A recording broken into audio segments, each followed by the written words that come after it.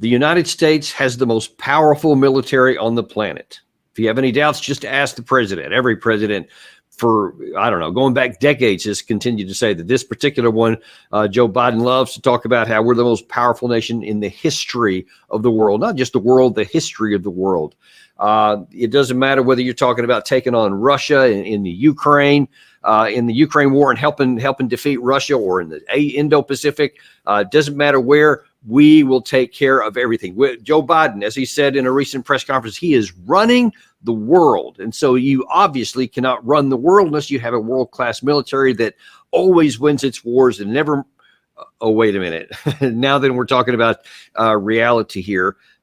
We haven't been having a really good track record. I mean, I could certainly run back to the Afghanistan war, 20 years of complete disaster there, predictable disaster. We didn't win anything. The Taliban that we were going up against actually ended up winning. They were in power before we went in. They're in power after we left.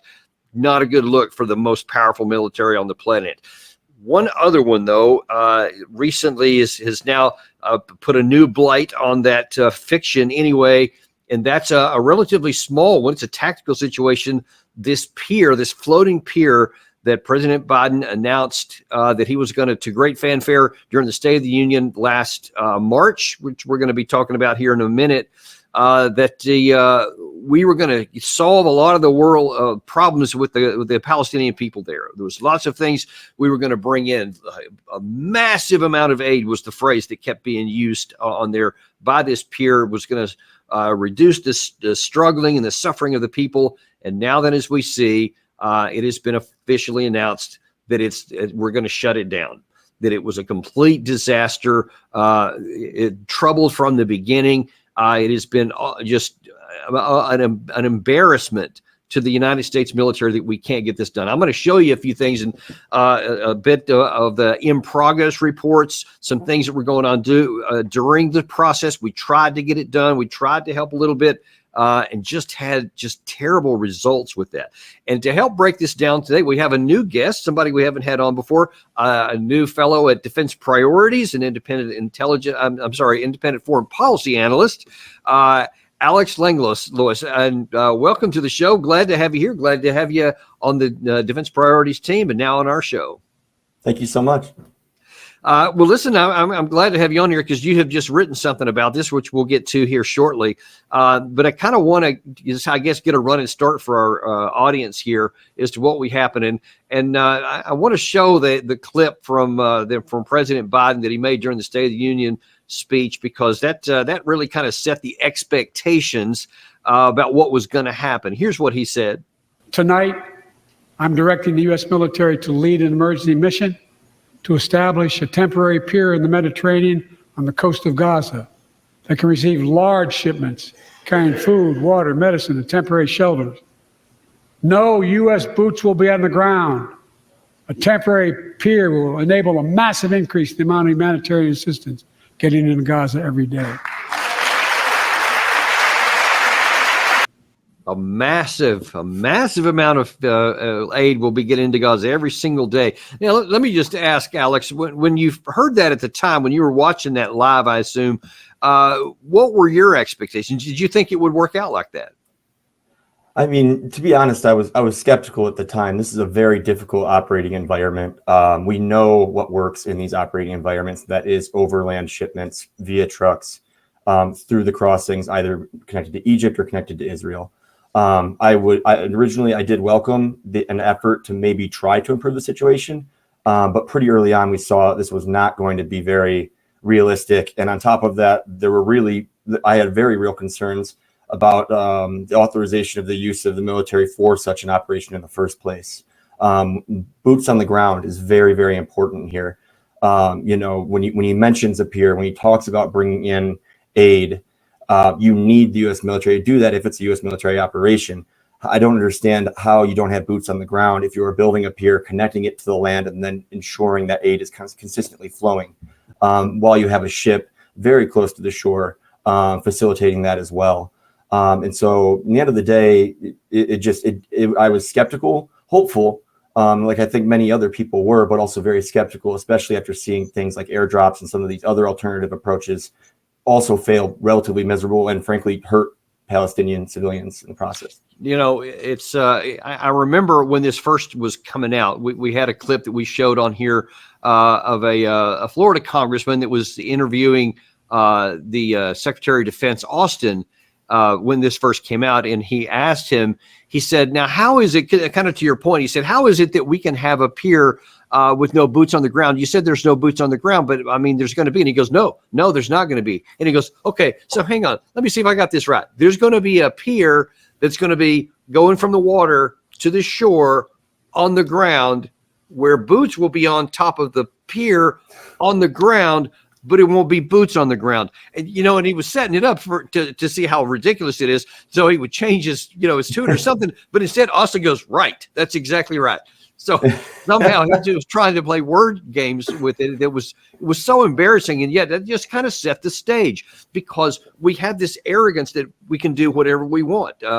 President Biden always says, we're the most powerful military in the history of the world, so we can do anything here. And that seemed to permeate into, even to the minister, Secretary of Defense, rather. But I want to get back to something you said a second ago, because this wasn't the only option. Now, we tried the airdrop, which has its own disastrous consequences. By reports, some of the shipments themselves literally killed people on the beach. Some of them drowned in the water trying to get them off the shore. So that's not real helpful anyway. But then there was some other concerns that why didn't we go to some of those overland routes that you mentioned? Why didn't we just require the Israeli Defense Forces or the Israeli government to just say, hey, the northern routes, open them up, or the Rafah gate, just open those things back up? Why did they not go that route? Do you have any knowledge of that?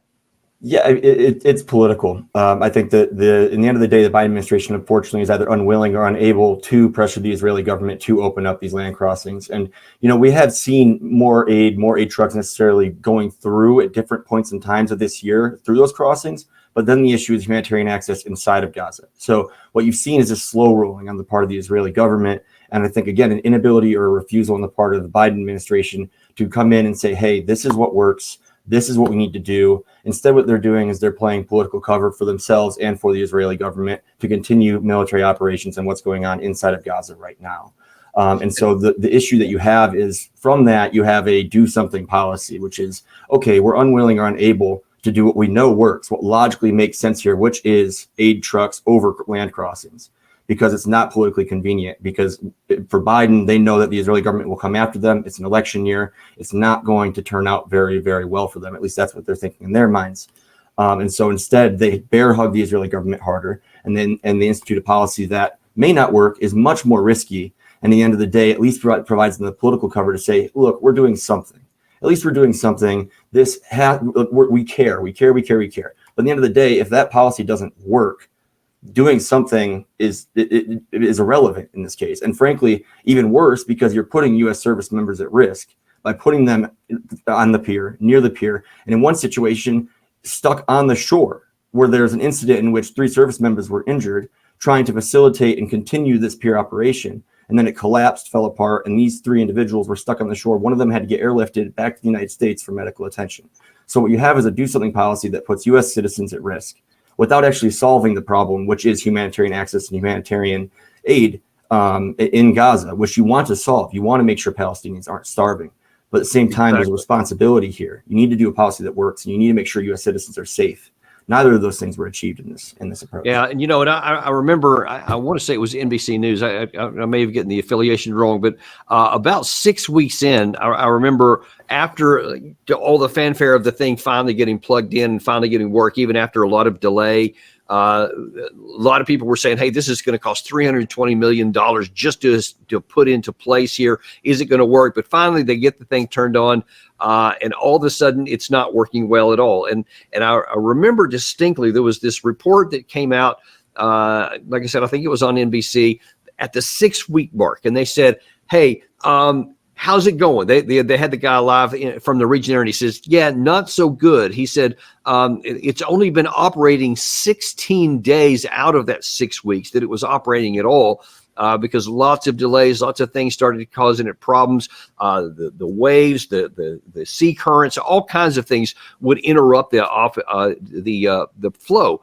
And they said that they had, as of that point, 400 trucks total had gone from the pier onto the land. And then he pointed out that prior to October 7th, they were receiving 500 trucks per day.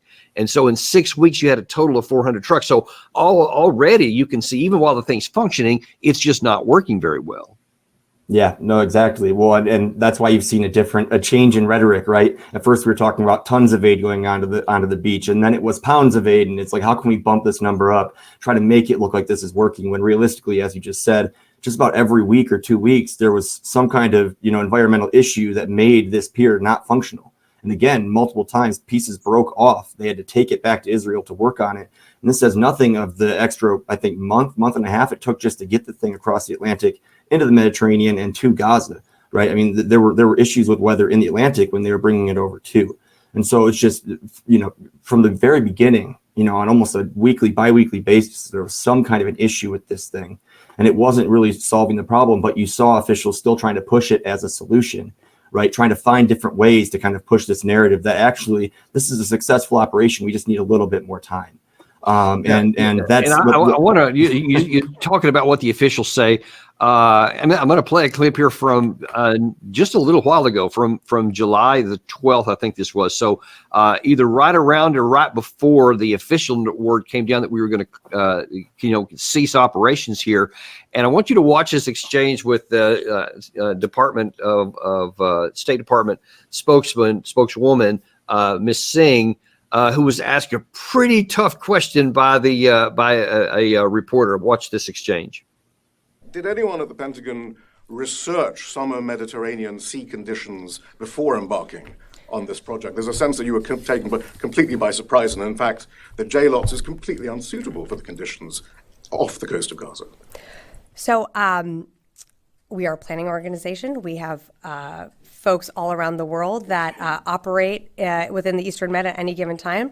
Of course, we are aware of the sea conditions within the Eastern Mediterranean. We are not shying away from the fact that there have been higher sea states that have at times disrupted delivery of aid and have made it harder to get aid in. But I would say to you, and on some of these questions, to do nothing would have been a failure. To be part of a solution, that's success. And that's what you saw with our personnel delivering that aid into Gaza. Well, there's been inquiry now as to where this $230 million of taxpayer money actually went and whether it was worth it, and the decision-making process behind it. I think it was worth feeding people who needed it most. Yeah. All right. Aaron, and then I'm coming over here. Okay, so, Alex, here's the problem I have with that. Number one, I think it's pretty self-evident that the answer was like, I didn't ever think of that about the issues, the actual wave issues or the currents or all that kind of stuff. It's like there really wasn't a lot of thought that was put into that, because apparently, at least according to the way he was asking the question, is that things that should have been well known that there was going to be a lot of challenges going up. But the other thing that I really have a problem with, and I wonder what your observation is on this, is this really kind of trying to wordsmith thing to make it sound like, well, hey, we would rather do something than nothing, because that's just not going to help the Palestinians. But I don't think that it was about doing something or doing nothing. It was about doing something that could work, or about doing something that had a low probability of success, because there were other alternatives, which I think you've talked about in an article that you wrote that I'm going to bring up here in a second ago. But what else could the U.S. have done? Yeah, well, like I said earlier, I mean, they could have pressured the Israeli government to allow land crossings, more land crossings. They could have pressured the Israeli government to deconflict more effectively. They could have pressured the Israeli government to collaborate with humanitarian operators more clearly and more efficiently. The issue is that there's not a very strong interest in a good retaining a good humanitarian situation in Gaza today, versus using that situation to pressure Hamas.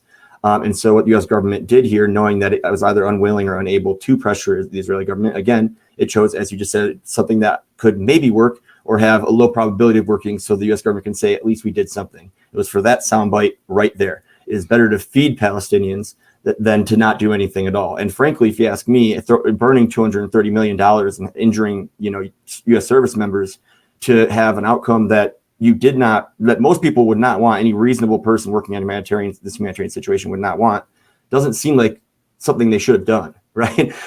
Yeah. So for me, it feels almost like it's like circular logic. We have to do something, so we do this thing. Oh, it didn't work. Oh, well, at least we did something, you know? Right. And that's Right. Yeah. Well, so let me ask you, to the extent that you're aware, what does this do to our reputation in the region? And I'm talking about both amongst our allies and our adversaries as well. Yeah. Oh, I mean, it's ridiculous. I mean, you hear this, this credibility kind of point raised all the time, and I think oftentimes used actually very disingenuously. But in this case, what you have is the U.S. government not only actively funding an actor that is inhibiting aid that it is also paying for, but you also have it essentially using its military, which is supposed to be the strongest military in the world, to conduct an operation that's supposed to solve one of the hardest problems in the world, and it can't do it. Not only it can't do it, it fails miserably at doing it. That's embarrassing. And it only heaps on to this narrative that President Biden is a weak president that doesn't know how to handle international crises, from Ukraine to Gaza and elsewhere, right? That's not good for him in an election year. But I mean, outside of that, it's not good for U.S. credibility to do things that don't work. And that's unfortunately, what the U.S. government has been doing for decades now. Right. So the war on terror is a great example of this. And this is just a continuation of this idea that military solutions solve those problems, when sometimes they might not, or sometimes you don't need to even take that step in the first place. Now, so this did not come as a surprise to you. Apparently it did to, and I said State Department, was Pentagon spokeswoman, Ms. Singh.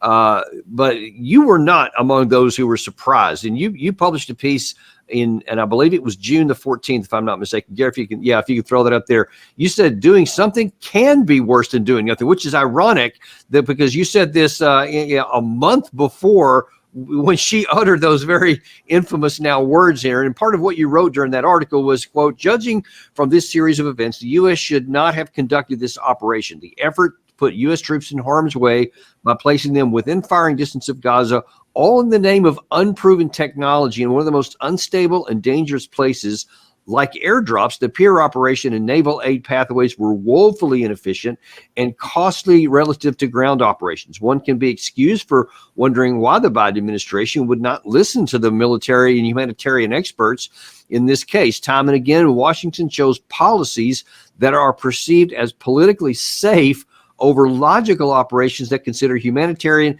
and security needs first. The Pier operation epitomizes this reality. I wonder what you're referring to when you talked about the humanitarian experts. What were they saying when this whole idea first was floated?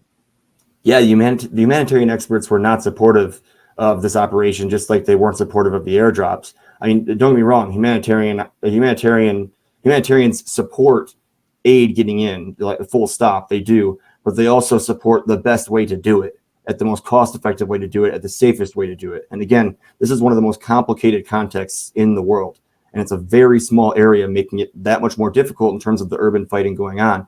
And so one would think, at least, that in a situation like that, you would listen to the people that know what they're doing, that know the best way to approach this, that know that airdrop can crush people or cause them to go into unsafe places, that know that, again, a pier that is not very well tested is not the solution when you can drive trucks over a land border. It's that simple.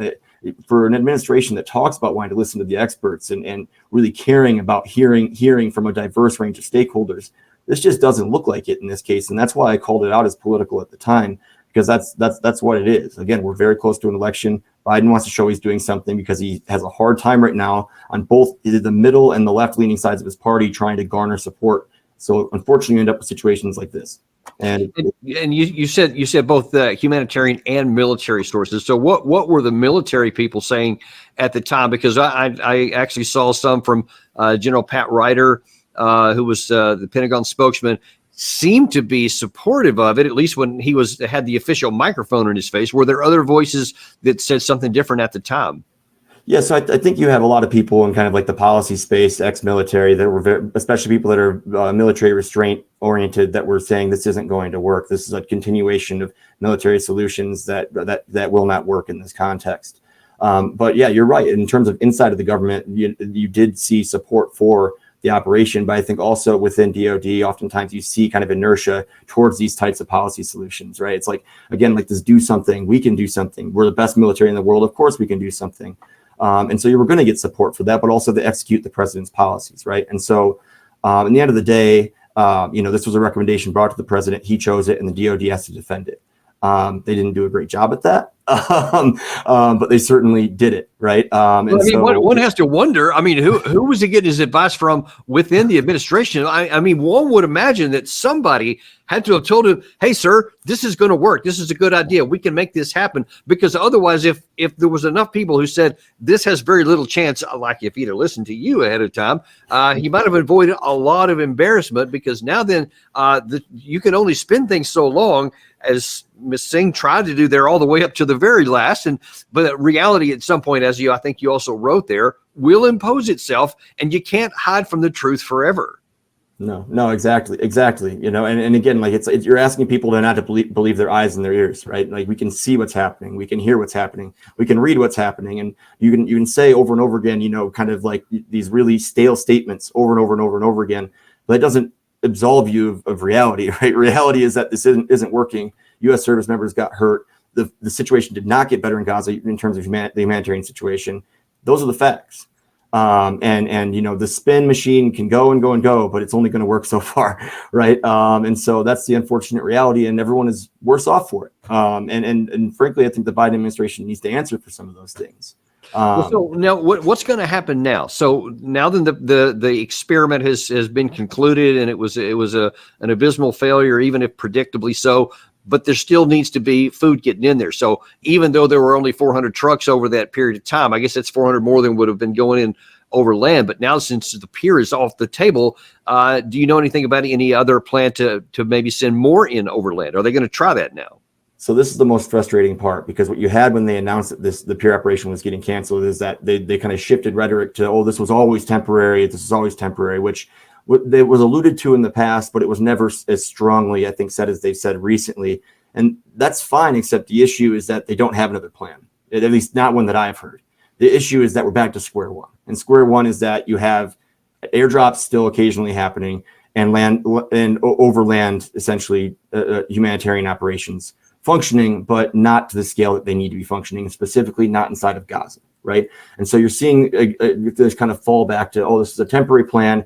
Look at how many trucks are getting in. Look at how many trucks are getting in. Look at how many trucks are getting in, right? That's the narrative again. That's what it's going to become.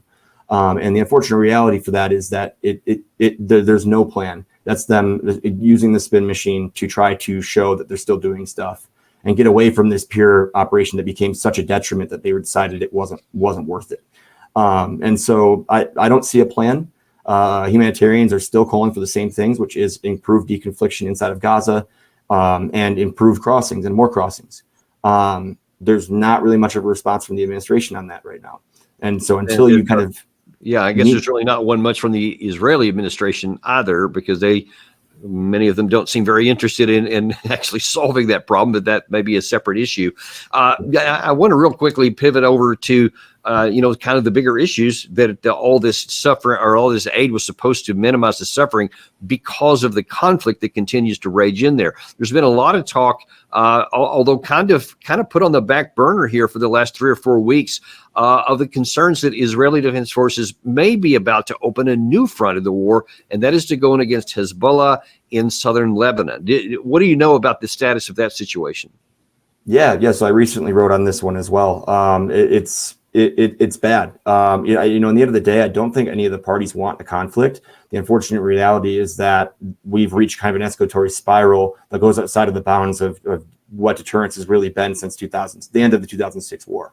The last time that Israel conducted a ground invasion into southern Lebanon to fight at Hezbollah.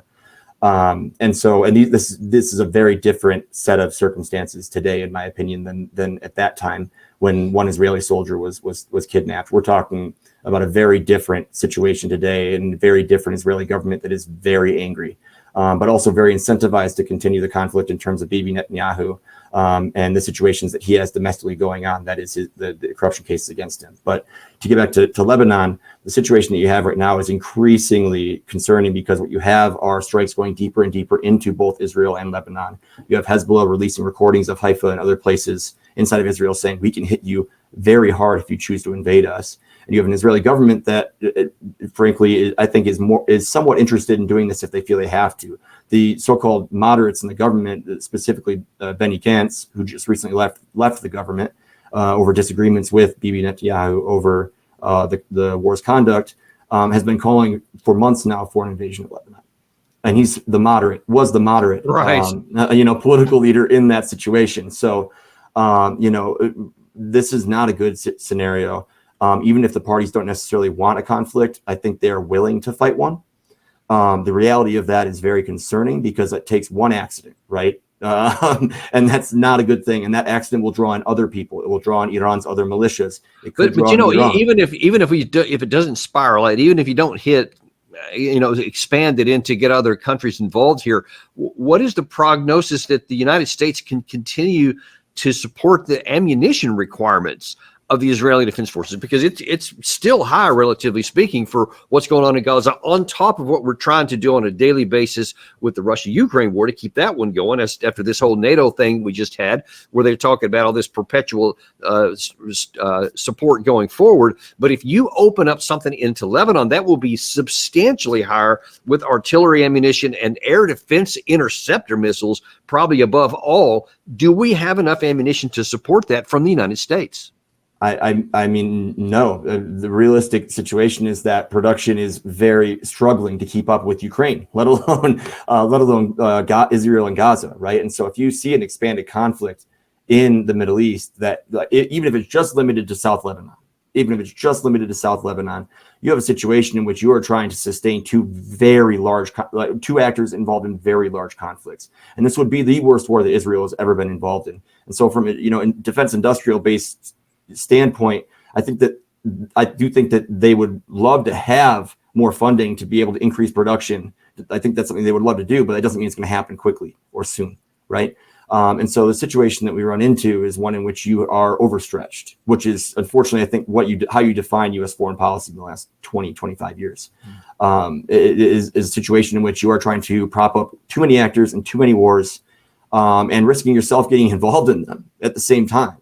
And so, especially when it comes to Hezbollah and Israel, Iran and its axis of resistance does not see a difference between Israel and the United States when it comes to them exchanging fire. Oftentimes, you see the U.S. actually bearing the brunt of attacks from these militias, especially in places like Syria, but also in Jordan, where 3 service members died from Iranian militia attack earlier this year. That had the potential to start a conflict between the U.S. and Iran in and of itself. Yeah, I want to look at another aspect of this as well. You talk about stuff that just can't seem to work, but that we can't seem to extricate ourselves from, and that is what's going on in the Red Sea with the Houthis down in that area there. So I think we're close to 7-8 months. I'm not sure exactly how many we've been going on there, but I know that one of the U.S. aircraft carrier battle groups, has just returned, where there was almost for, I want to say 6 months, almost complete nonstop aerial attacks, routinely in that period of time. Towards what end, though? What's the objective? How are we ever going to bring that to a conclusion? And how much longer are we going to do it? How many more assets are we going to use for that of our already dwindling ammunition stores? Yeah, no, exactly. And this is, another very difficult situation, because what you have in Yemen are the Houthis, who've been fighting a war for the country for years now. I mean, years.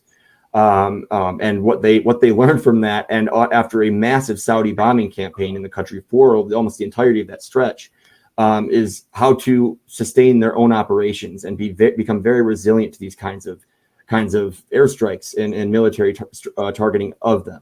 I wrote, I think, back in November or December, that this group, outside of a brutal, long ground incursion, they are not going away. The airstrikes are not going to stop them. And what they had taught the world is that the more you hit them in this way, the more they are going to hit back hard and harder. This is not a part of the world where you can allow something like that to happen, but it's also not a part of the world where you can take half measures to not resolve the problem just as a show of strength. This is where that credibility thing I was talking about earlier, right? This is where the ugly side of credibility arguments come in. The U.S. has to do something. We have to defend international shipping because we're the global hegemon. So we need our credibility to remain strong. And by doing that, we fight the Houthis. It doesn't make sense. And so, and on top of that, we don't have an authorization for the use of military force against the Houthis. So the situation you run into is kind of ceding more and more power to an executive branch that is more and more interested in using that power and using blunt tools that may not work for really flawed logical reasoning that typically comes down to so-called credibility, but you don't solve the problem. And if anything, you actually make it worse, right? Yeah. And that's So what the Houthis are doing. if we, as we started off this show here, talking about how we tried this whole pier thing, you could see for very practical military and humanitarian reasons, it was never going to succeed. You called it pretty early. Now we finally acceded to reality. What can we do about this situation with the Houthis to accede to reality instead of continuing to waste resources and cede more credibility? How can we bring this to an end that won't even make us look weaker, if there even is such an option? Yeah. So don't get me wrong. The Houthis are a difficult problem. They're a very difficult problem to deal with, and one that's not going to go away. One of the biggest issues, I think, in U.S. foreign policy is that when we enter a situation like this, it becomes even harder to back away from it, because then we do look weak, as you just said. We look weak when we back away and we allow that other party to say, look, we won, we're more resilient, we beat the most powerful country in the world, right? The Houthis and Hezbollah as well actually have openly said that a ceasefire in Gaza will lead to them stopping military operations in their specific theaters. I do believe that is the case, because what we saw in November, when there was a hostage trade, or hostage and prisoner trade between Israel and Hamas, was that these groups stopped firing for the most part, and so did the Iraqi militias that are backed by Iran as well. So from my standpoint, that ceasefire is the most necessary thing, because we don't even need to take the promises of these groups at word. What we need to think about is how we undermine their messaging and what they're using to justify their attacks.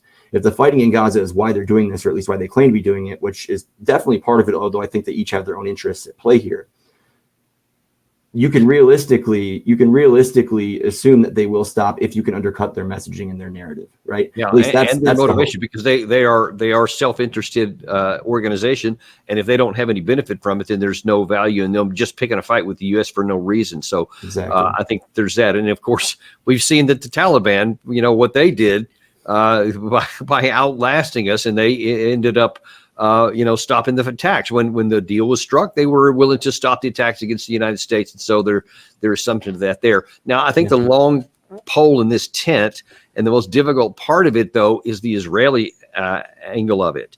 And that is that it appears to me that they have gotten in too deep, especially the Netanyahu government, because they have committed themselves to a course of action which they're now discovering doesn't have a military solution. And so now then they're scrambling, trying to figure out how they avoid getting sucked deeper into a war, but also one that's ultimately going to be proven futile. Is there any path? Do you see any path at all that the Israeli government can be convinced to find some sort of a negotiated settlement to bring the conflict to an end, so that they can even start process start with a ceasefire and then maybe into a peace eventually?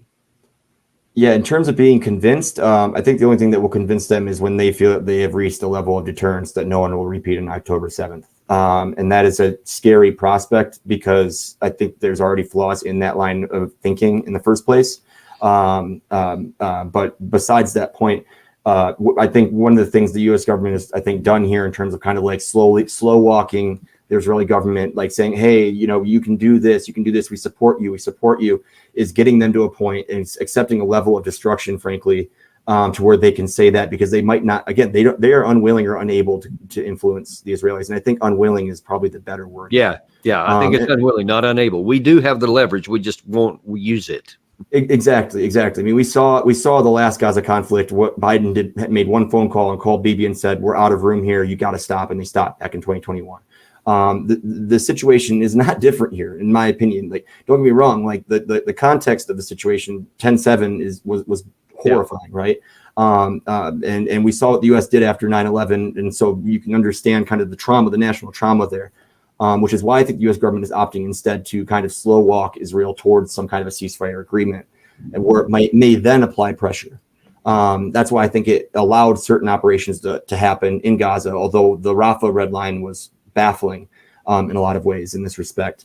But I think this is probably the only way outside of real pressure that they are going to convince the Israelis to step back, which is maddening because it puts a lot of hope in that. But I think that's probably at least what the U.S. government is thinking at this time. I am a large advocate for pressure. I think that if you provide the cover that you provide, if you provide the arms that you provide to a state, you inherently get a say in what's going on. That's One would think. One would think. Don't get me wrong. I understand wanting to let other states make decisions for themselves. I respect that, but this is not a situation that is normal or a situation in which the U.S. should stick to that rule. Totally agree there. Well, this is a situation that's not going to get solved anytime soon. We're going to continue to monitor this. I really appreciate you coming on today and sharing with us some of your insights, some of the things you've been saying for a long time. Obviously, a lot of them are being proven true. We'll see how these work out as well. But we really appreciate you coming on. Thanks, Alex. Thank you so much. And we thank you guys for joining with us, too. We always appreciate you coming on. We remain unintimidated, uncompromised to bring you the truth. We ask you to like and subscribe and share this with your friends so that they can get access to the same things we do. And we will see you on the next episode of Daniel Davis Deep Dive.